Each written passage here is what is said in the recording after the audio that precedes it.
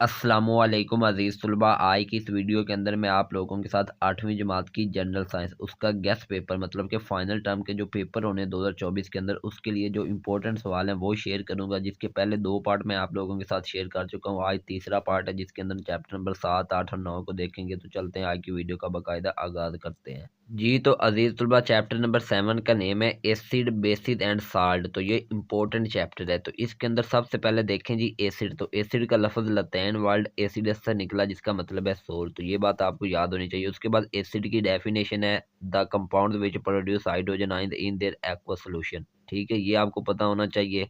उसके बाद है सोर्सेज ऑफ कॉमन एसिड। तो इसमें देखें ये सोर्स है और एसिड का नेम है, जैसे फॉर्मिक एसिड है, इसका सोर्स है आर्ट्स स्ट्रिंग। इसी तरह एस्टिक एसिड, इसका सोर्स है विनेगर।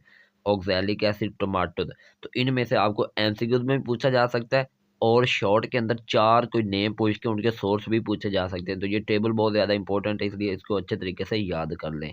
उसके बाद नीचे देखें some common mineral acid and their formula. Very very important table. Write down the names of 4 mineral acid with their chemical formula. 4 number के ये आपको सवाल आ सकता है पेपर में। एमसीक्यू भी आ सकता है, which one is the mineral acid या which one is not a mineral acid. तो इसलिए ये टेबल भी बहुत ज़्यादा इंपॉर्टेंट है। नीचे है जी प्रॉपर्टीज ऑफ एसिड। तो एसिड की जो खसूसियात होती हैं ये भी आप लोगों को आनी चाहिए। ठीक है, तो ये आप लोगों की बुक में लिखी हुई है, 5 से ज़्यादा ही लिखी हुई है। तो बहरहाल आपको कोई सी 4 आपने याद कर लेनी है। 4 आप कर लें बस, यही मैक्सिमम। ठीक है, तो 4 प्रॉपर्टीज आपने एसिड की याद कर लेनी। ये रिएक्शन जो लिखे हुए हैं ये आप लोग छोड़ सकते हैं, लेकिन इसके अंदर एक रिएक्शन बहुत ज़्यादा इंपॉर्टेंट होता है, वो आपको करना पड़ेगा। वो मैं आपको बता देता हूँ। ये जो रिएक्शन नंबर 7 है, acid react with bases to form salt and water, this process is called neutralisation. तो न्यूट्रलाइजेशन रिएक्शन क्या है, ये पेपर में आपको सवाल आ सकता है। तो उसका ये जवाब है और साथ ही आपने इक्वेशन भी लिखनी है। ठीक है, तो इस तरह ये भी हो गया। आगे या फिर है uses of acid. Hydrochloric acid के यूजेस, नाइट्रिक एसिड के यूजेस, सल्फ्यूरिक एसिड के uses. Very very important long सवाल है। चार चार यूजेस आपने सबके याद करने हैं। हाइड्रोक्लोरिक के भी 4, नाइट्रिक एसिड के भी 4, सल्फ्यूरिक एसिड के भी 4। और आपको ये बात भी बता दूं कि जो किंग ऑफ एसिड है वो सल्फ्यूरिक एसिड होता है, H2SO4। तो बहरहाल ये आपने यूजेस याद करने हैं, जो कि बहुत इंपॉर्टेंट आपका सवाल है। उसके बाद ये एस्टिक एसिड है, इसके ये 2 यूजेस हैं, तो ये भी आपको याद होने चाहिए। उसके बाद है ये बेसिस एंड अल्कलीज, मतलब दूसरा जो टॉपिक है इस चैप्टर का। इसमें सबसे पहले बेसिस और अल्कलीज की आपको डेफिनेशन सिंपल पता होनी चाहिए। ठीक है, वो आप लोगों ने याद करनी है। फिर उसी तरह टेबल है जैसे एसिड का था, some common alkalis and their formula. तो ये अल्कली या बेस आप कह सकते हैं, इनके नेम और इनके फार्मूला आपको पता होने चाहिए। इनको आपने अच्छे तरीके से याद करना है। उसके बाद है प्रॉपर्टीज ऑफ बेसिस अल्कलीज। तो इसकी भी आपने कोई सी 4 जो प्रॉपर्टीज है ना वो कर लेनी है। ये आपकी बुक के अंदर लिखी हुई है, तो कोई सी 4 प्रॉपर्टीज आप इसकी कर सकते हैं। उसके बाद अगर हम आगे बात करें तो यूजेस ऑफ बेसिस और अल्कलीज। तो ये भी सोडियम हाइड्रोक्साइड है, कैल्शियम हाइड्रोक्साइड है। तो ये बहुत इंपॉर्टेंट यूजेस हैं। कोई से 4 4 आपने याद कर लेने हैं। Ammonium hydroxide. तो ये बहुत ज़्यादा इंपॉर्टेंट यूजेस होते हैं। मैं आपको ये बात बता दूं, इस चैप्टर से आपको लॉन्ग एक लाजमी आना है, 10 या 12 नंबर का सवाल है, जिसके अंदर वो एसिड से पूछेगा या बेस से या साल्ट से। ठीक है, अगर वो एसिड से पूछेगा तो वो उसकी तारीफ, उसके मतलब जो एसिड के नाम और उनके फार्मूले पूछेगा, और एक एसिड के यूज पूछेगा। ठीक है, और इसी तरह बेस से भी इसी तरह वो सवाल बना सकता है और साल्ट से भी बना सकता है। तो ये चैप्टर बहुत ज़्यादा इंपॉर्टेंट है, जितना हो सके इसको अच्छे तरीके से याद करें। इसके बाद फिर आपका आखिरी टॉपिक साल्ट है। साल्ट की आपको डेफिनेशन पता होनी चाहिए। उसके बाद ये साल्ट के नाम है और इनके फार्मूले हैं, तो ये भी आप लोगों को कोई से 4 कम से कम लाजमी याद होने चाहिए। उसके बाद प्रॉपर्टीज ऑफ साल्ट है, ये भी बहुत ज़्यादा इंपॉर्टेंट है। तो प्रॉपर्टीज ऑफ साल्ट आपने 4 प्रॉपर्टीज याद कर लेनी है अच्छे तरीके से। ठीक हो गया। उसके बाद यूजेस ऑफ साल्ट है, role of salt in human body. तो ये आपको पता हो। ठीक है, ये 4 लिखे हुए हैं तो चारों पता हो। Use of salt in our daily life, ये भी आपको आ सकता है। ये भी 4 लिखे हुए हैं। Use of salt in industries, ये 5 लिखे हुए हैं, ये भी 4 याद कर लें। ठीक है, तो मतलब ये चैप्टर ही बहुत ज़्यादा इंपॉर्टेंट है। इसमें छोड़ने वाली कोई चीज़ ही इतनी खास नहीं, इसलिए अच्छे तरीके से इस चैप्टर को याद करें। उसके बाद पीएच स्केल है, तो इसकी डेफिनेशन सिंपल आपको पता हो। ठीक है, और इसकी रेंज पता हो कि 0 से 14 होती है। ठीक है, उसके बाद आगे फिर आपको ये कुछ नहीं करना। PH and it's range in aqueous medium, ये आपको करने की ज़रूरत नहीं है। और ये बस आप इधर से देख सकते हैं कि मतलब ऐसे मटेरियल जिनकी पीएच 0, 1, 2, 3, 4, 5, 6 है, 6 तक है वो एसिड है। ठीक है, और जिनकी 8 से 14 तक है वो बेस है, और जिनकी 7 है वो न्यूट्रल है। ठीक है, लेकिन जिनकी 4, 5, 6 है वो वीक एसिड है, और जिनकी 3, 2, 1 है वो स्ट्रॉन्ग एसिड हैं। तो इसी तरह ये बेस वाला भी आप देख सकते हैं, तो ये आपने याद कर लेना है, ठीक है।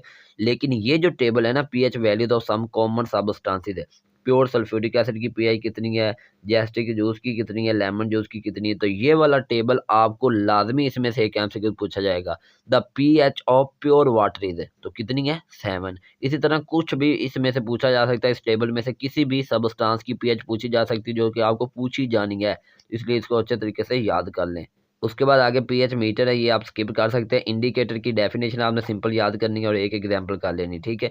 ये इसकी एग्जांपल लिखी हुई है टेबल 7.6 के अंदर, तो एक एग्जांपल याद कर लें।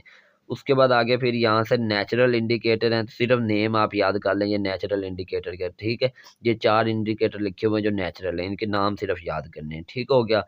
उसके बाद बाकी ये चैप्टर आपका ख़त्म हो गया है। बाकी ये एक्सरसाइज के आपने एमसीक्यूज कर लेने हैं, और ये सवाल नंबर 2 जो है ये आपने अच्छे तरीके से कर लेना है। तो बस आगे फिर सवाल नंबर 3 जो है सोर्सेज, ये मैं आपको पीछे ही बता के आ चुका हूँ, ठीक है। और बाकी इसमें आपको कुछ भी करने की ज़रूरत नहीं है, बस यही आप कर लें तो आपका ये चैप्टर ख़त्म हो जाएगा, ठीक हो गया। अब हम चलते हैं फिर चैप्टर नंबर 8 की तरफ। जी तो अजीज तलबा, चैप्टर नंबर 8 का नेम है फोर्स एंड प्रेशर। तो ये छोटा सा चैप्टर है, इसमें कोई इतना खास इंपॉर्टेंट भी नहीं है, मैं आपको बता देता हूँ इसमें क्या क्या आपने करना है, ठीक है। तो ये देखिए आपके पास सबसे पहले इसमें डेंसिटी की तारीफ लिखी हुई, तो डेंसिटी की तारीफ आपको आनी चाहिए, ठीक हो गया, इसका फार्मूला आपको पता हो। उसके बाद अगर हम देखें तो हमारे पास ये एक्टिविटी तो आपको करने की ज़रूरत नहीं है, ये आप स्किप कर सकते हैं यहाँ से। आगे फिर प्रेशर, फोर्स एंड एरिया, तो इसमें देखें आपको ये प्रेशर की डेफिनेशन आनी चाहिए, ठीक है। और प्रेशर और फोर्स का आपस में क्या रिलेशन है ये भी नीचे लिखा हुआ है, तो ये भी आपको पता हो, मतलब सिंपल आपको प्रेशर की डेफिनेशन और इसका फार्मूला पता होना चाहिए। आगे फिर एग्जांपल ऑफ अ प्रेशर, ये जो एग्जांपल ऑफ अ प्रेशर है ना, ये आप स्किप कर दें। यूनिट्स ऑफ प्रेशर ये इंपॉर्टेंट है, ठीक है। तो ये आपको एमसीक्यूज में भी आ सकता है और वैसे भी पूछा जा सकता है, तो इसलिए इसको आपने पढ़ना है अच्छे तरीके से, ठीक है। तो इसको याद कर लें। उसके बाद नीचे अगर हम चलते हैं तो नीचे हमारे पास इसमें कुछ भी नहीं है। आगे फिर ये वाटर प्रेशर है, ठीक है, क्या है वाटर प्रेशर, तो ये भी आप लोग स्किप कर सकते हैं। उसके बाद अगर नीचे हम बात करें तो नीचे इंटरेस्टिंग इन्फॉर्मेशन, ये आपको एमसीक्यूज में पूछी जा सकती है, तो ये आप लोगों ने पढ़ लेनी है एक दफ़ा। उसके बाद है what happens to the balloon when it is inflated by blowing air into it, ये सवाल आपको पेपर में आ सकता है बिल्कुल इसी तरह, इसलिए अच्छे तरीके से इसको याद कर लें। उसके बाद आगे फिर ये हाइड्रोलिक लिफ्ट एलिवेटर, ये आप लोग स्किप कर सकते हैं, ठीक है, इसको करने की ज़रूरत नहीं है, बाकी ये भी आप स्किप कर सकते हैं। इंस्ट्रक्शन ये कुछ भी करने की ज़रूरत नहीं है, मतलब ये सारा प्रैक्टिकल काम है, इधर मतलब बुक से याद करने वाली बात नहीं है, इसलिए मैं कह रहा हूँ, ठीक है।